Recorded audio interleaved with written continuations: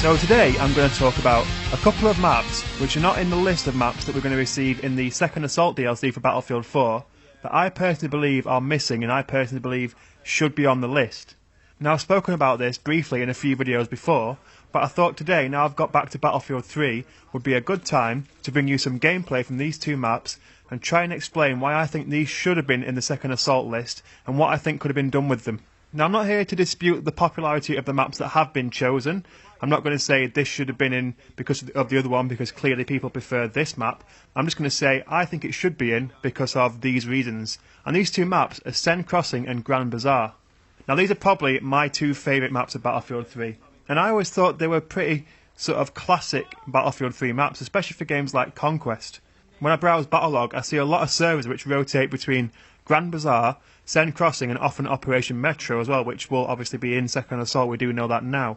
But for me, these maps are so great because they were really, really good urban maps, really good urban environments, and we've got urban maps on Battlefield 4, we've got things like Dawnbreaker, Siege of Shanghai, and to an extent Gormwood Railway, but I don't think any of them have that same feel as Sen Crossing or Grand Bazaar. I think Dawnbreaker comes closest. But the problem with these maps is they're so unbelievably large, you don't have that tight-neck urban fighting that you get on Sen Crossing and Grand Bazaar. It is very sort of tight streets, small spaces, and it's very sort of chaotic, but it's good chaotic and very intense. And the thing I liked about maps like Grand Bazaar and Sen Crossing is, for example, with Grand Bazaar when you play Conquest, you can get spawn locked, but there's also flanking routes to get out of spawn locked, so it's not like you're stuck in one single place. I do think they were both really, really well designed maps. And they had an atmosphere about them which I don't think is captured by things like Siege of Shanghai or Dawnbreaker, especially Sen Crossing, set along the River Seine in the very sort of illustrious, high-profile streets of Paris. You can even see things like the Eiffel Tower in the background. And I just thought there was something to these maps. There was something that made them special and made them really, really good. And it was partly due to the fact they were really well balanced, in my opinion. They worked well for Conquest.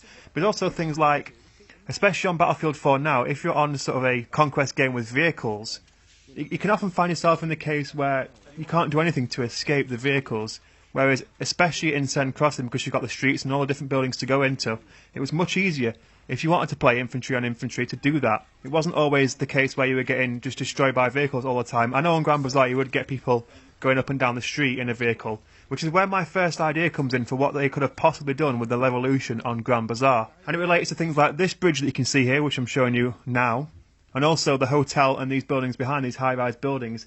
It would have been cool to see something where you could set off an explosion either in the hotel or the building next to it or around the bases of the bridge and collapse them, therefore forming a huge pile of rubble which would block vehicles.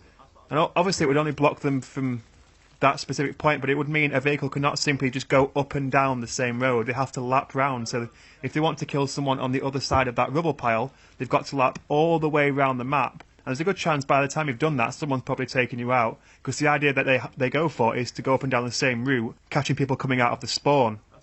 If they've got to lap all the way round, it makes it a different story. With Sen Crossing as well, it'd be cool to see something around the sea flag. You can see again there's this little tight area between buildings, and again the idea would be a similar one where you can collapse the buildings around you, especially above this staircase, thereby blocking off part of the map to vehicles completely. So if you want to go infantry on infantry, you've got this designated region where vehicles cannot reach you. Also, you can see the Eiffel Tower in the distance. That's probably too far away to ever speculate any form of revolution to collapsing the Eiffel Tower, but that would have been cool to see. Now, obviously, some of you will be sat there thinking, well, what's really the point? Because we know we're not going to get them. But there's been a lot of bugs in Battlefield 4. EA and DICE really do owe us something for sticking with the game while it's been so bad. We've put up to the best of our abilities with this awfully buggy release. There's no way of sugarcoating it. It has been a tragically buggy release, and it's such a shame because you can feel that Battlefield 4 is a great game underneath. So they do owe us something. And a couple of extra maps on the Second Assault DLC would not be turned down by anybody. It's unlikely to happen because that's not really how EA work, but they do really owe us something for what we've put up with. So a couple of extra maps would be nice, and a couple of extra free maps. So Sen Crossing and Grand Bazaar, spoken to a lot of people, and they're all crying out for these maps to return. And I really think they were really, really great Battlefield 3 maps, and I'm so surprised not to see these in the Second Assault DLC. I personally would trade Operation Firestorm and Gulf of Oman for these any day. Operation Firestorm simply because I never really thought there was much to that map. The Revolution doesn't seem to have much to it either. Gulf of Oman, that's got a pretty cool sandstorm, but we've already had that map several times. So it'd be cool to see these two come through because they were great tight-necked urban combat environments, so it would have been great to see them make a return.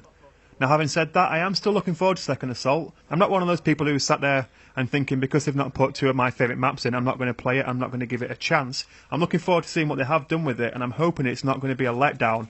I just personally would have loved to have seen these maps in Battlefield 4 in the Second Assault DLC. So to round up, are there any maps you would have rather seen in the Second Assault DLC? What do you think of Grand Bazaar? What do you think of Sen Crossing? Do you think perhaps Noshar Canals could have come back? That's another fan favourite.